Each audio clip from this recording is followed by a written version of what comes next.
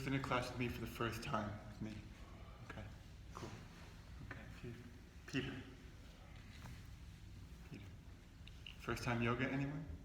No? Second, third, fourth, fifth? Sixth, seventh, eighth, ninth, tenth? Okay, cool. So, you missed yesterday.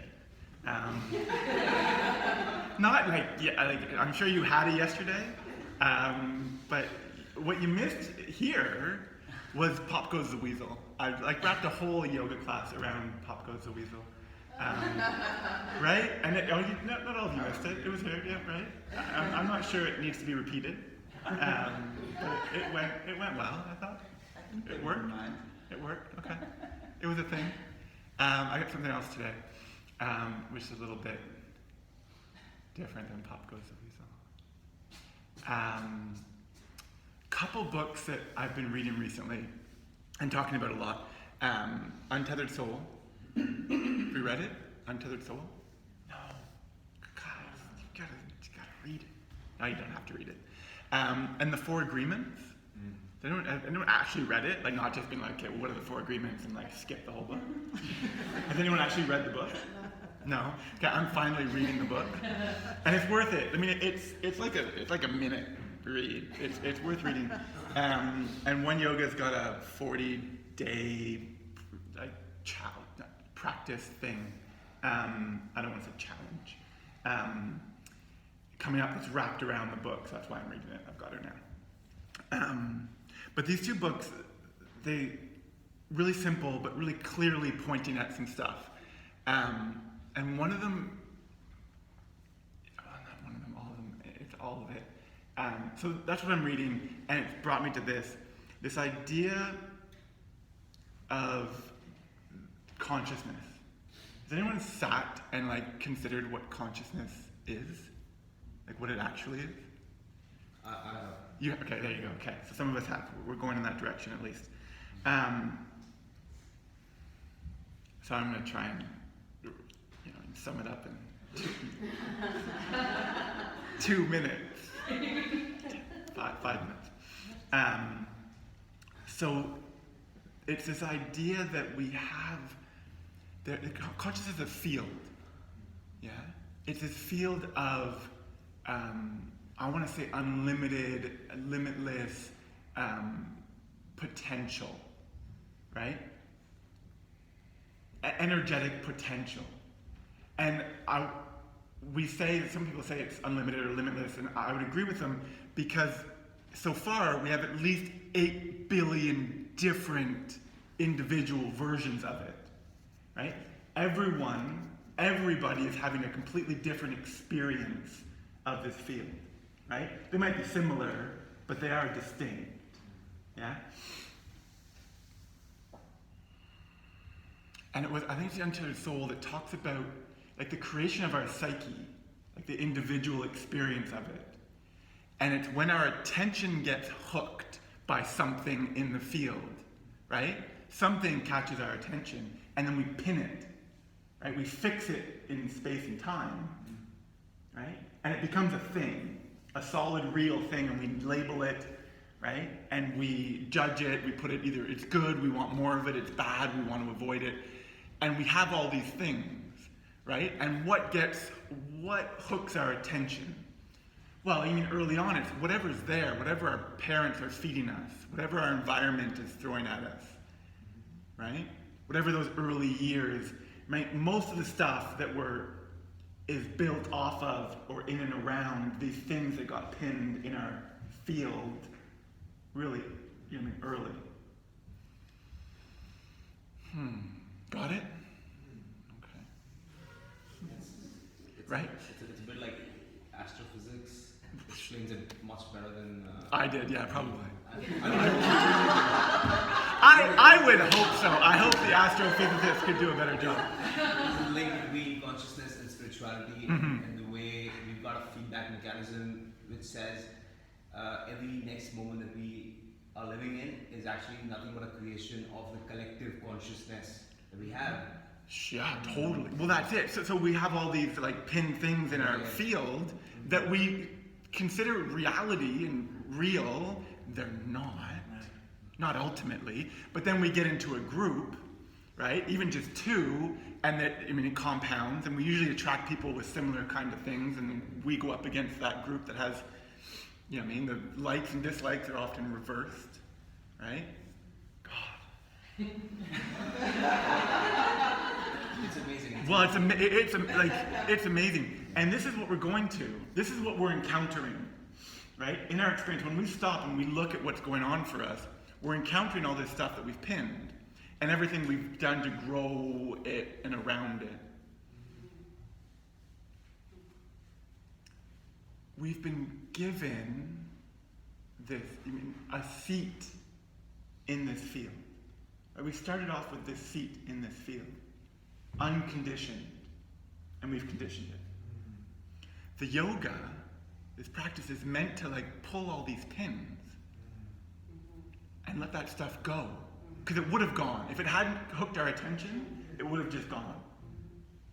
So we're working to pull these pins, right? And fall back into this seat where the field's clear and we can have this, I don't know. But I've gotten a sense of it. But usually we fall back in the seat and we're like, oh shit, what, that's hot. Or, you know what I mean? Or this doesn't, right? I'm not. Okay. So let's sit with that for a little bit. I got a little bit more and we'll see where it goes.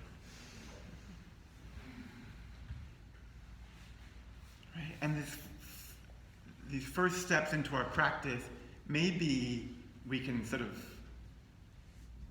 maybe not unpin it, but at least unhook our attention from it. And turn the attention, draw it back into this room, onto these mats, into these bodies.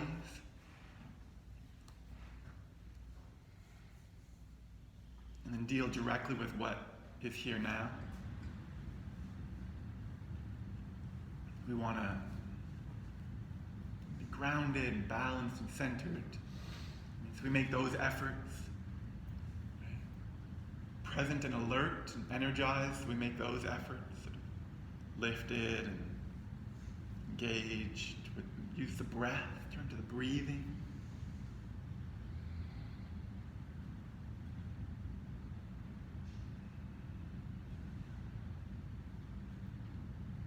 There. Grounded, centered, balanced. Balanced, centered. Alert, present and accounted for, but also a measure of ease, calm. Calm, cool, and collected. And then notice what the attention keeps jumping back to or getting drawn out by.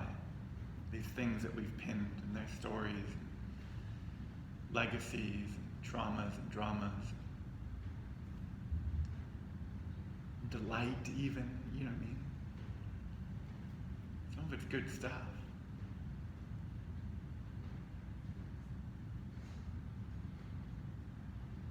We start to see where the attention is stuck or keeps habitually going to. We want to work to let that go. Unhook, unpin, and maybe it, for now at least, it goes on its way. They're habits, so it'll come back around. You don't have to worry about it. I mean, chances are we'll get up off our mats and they'll be there still. Until they're not. That's the idea, is that we can keep doing this work of unhooking our attention, unpinning these things, coming back again and again and again to here, to now, to limitless potential, energetic freedom, this comfortable, steady seat in the field of consciousness, where we can observe and experience all things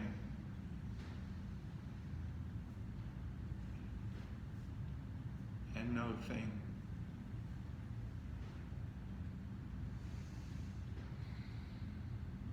was, what is, what will be, might have been all at once. We have the capacity to access all of it.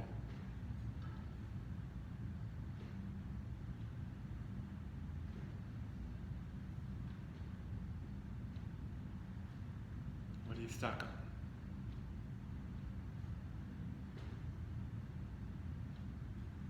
There's your work.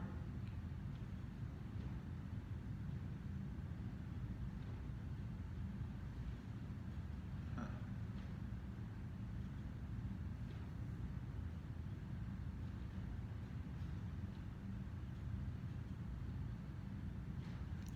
Do you know that the monkey chases a weasel around a cobbler's bench, not a mulberry bush?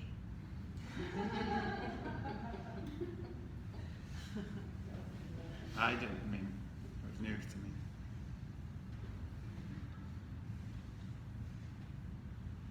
Someday, pop. Ah. Huh. These things, right? This realization. Quickenings, these enlightenments.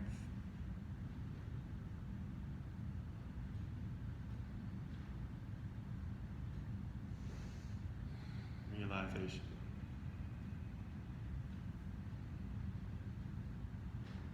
Same for that stuff. You might bring your hands together. Anjali Mudra, if you like. Fingertips, edges of the hands, the thumbs together, space in the palms.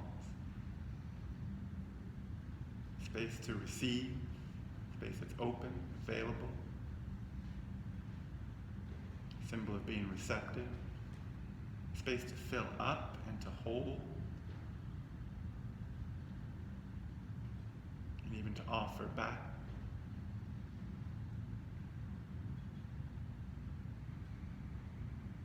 Where's your work? Why are you here?